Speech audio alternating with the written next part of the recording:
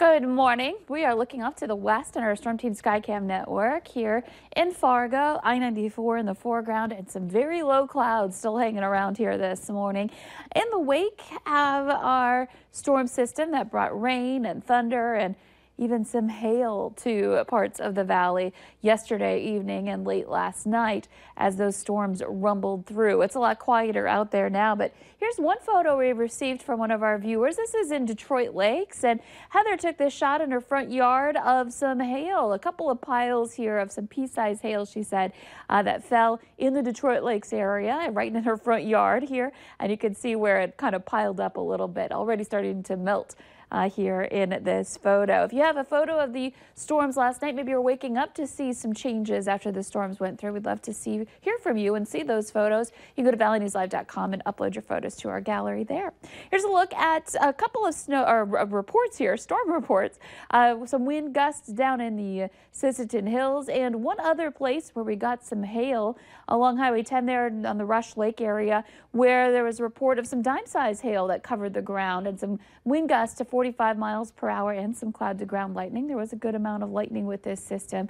So a couple of places reporting some hail. We had some reports from viewers of some brief power outages overnight last night too. So these storms were rather strong. No warnings issued here in the valley, but still enough that it did cause some issues. And we're seeing those depart. Most of the lightning associated with this event well north of the border here. Still getting some rain right along the Canadian border, Lake of the Woods, back over toward Langdon and Devil's Lake. Might see a couple of sprinkles there.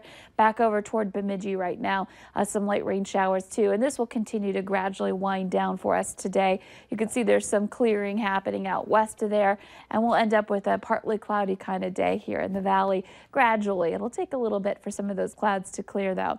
This morning temperatures are much colder than yesterday. In some instances, we were into the low 60s and now we're into the low 30s this morning. We're at 32 degrees in Langdon, 33 in Devil's Lake, so right at freezing or near freezing up in the northwest. The rest of us mid to upper 30s, 38 right now in Fargo, and Grand Forks is at 35, and a warmer 41 in Wadena. That's where it's taking a little longer for that cold air to work in, and it is breezy. Now it's out of the north today. We're seeing wind speeds into the teens and 20s with some gusts into the 20s and 30s. A 32-mile-per-hour gust in Fargo, 21 in Cooperstown. Down in Fergus Falls, we've got a 22-mile-per-hour gust. And visibility lower, as you would expect in some areas where we're getting a little rain. Detroit Lakes a little bit lower. Langdon up there, we're looking at 3 miles visibility. So here's a look at your hour-by-hour planner. We've got those rain showers winding down. Don't be surprised if you have a spotty shower that you still run into this morning on your way into work or school. And by noon, we'll get that clearing process really getting going in the southern valley, and the clouds will continue to lift north and away. But even into the afternoon hours, we'll still see some passing clouds. So not bad, quieting down certainly for the later part of the day, but it's not going to warm up much. We're going to spend our day in the 40s in parts of northwest Minnesota, southern valley out west more into the 50s, mid to upper 50s for a lot of us there. So feeling a lot cooler than we just got used to over the last couple of days. Ahead for later tonight, temperatures into the 40s late. And as we progress into tomorrow morning, you'll see those numbers dip down to similar readings that we've got going on this morning, some 30s ahead of us. But we make a nice recovery as we progress through the day. We'll see some 50s, even a couple of 60s by lunchtime, and heading into the afternoon, back into the low to upper 60s, depending on where you are, which is average for this time of year. We've got a couple of rain showers that might try to sweep through here for tonight. They shouldn't be very long-lived or too serious, but something to keep in mind if you've got some outdoor plans this evening. And looking at some nice mild weather as we get into the extended period. Here's a look at our spring sunrise. Pretty shot here in north of Fargo. Thanks, Ray, for sharing that.